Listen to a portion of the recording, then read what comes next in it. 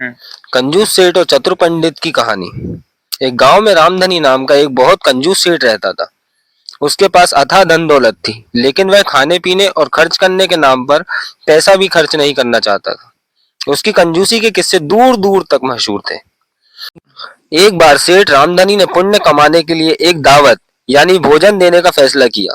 उसने सोचा कि दावत दूंगा तो लोग मेरी तारीफ करेंगे और मेरा नाम होगा। लेकिन अपने आदत से मजबूर उसने तय किया कि वह दावत में कुछ भी खर्च नहीं करेगा। सेठ ने गांव के पंडित जी को दावत का निमंत्रण दिया। जब पंडित जी दावत के लिए पहुंचे तो उन्होंने देखा कि सेठ की खाली मैदान में कुछ लकड़ियां जलाई हुई हैं और एक तरफ एक बड़ा खाली पतीला रखा है। पंडित जी ने हैरान होकर पूछा, सेठ जी, ये कैसी दावत है? यहाँ तो खाने के लिए कुछ भी नहीं है।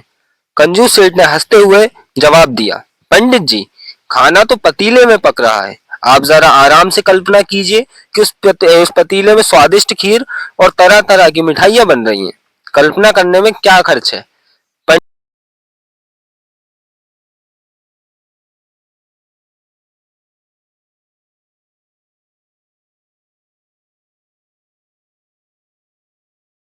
पंडित जी, जो बहुत चतुर थे, सेठ की चाल चाल समझ गए। उन्होंने सोचा कि इस कंजूस को सबक सिखाना जरूरी है। पंडित जी ने अपने जेब से कुछ सिक्के निकाले और उन्हें एक एक करके जमीन पर फेंकना शुरू कर दिया।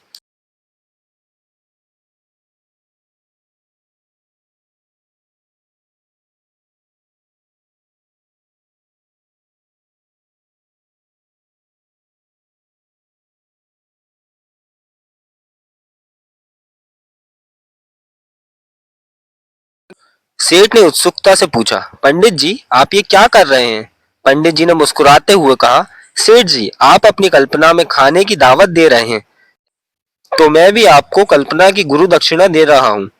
यह सिक्के असली नहीं है, ये भी केवल मेरी कल्पना में है। जैसे आपके मन में खीर पक रही है, वैसे ही मेरे मन में यह दक्षिणा निकल रही है। यह सुनकर सेठ शर्मिंदा हो गया और उसे अपनी गलती का एहसास हुआ।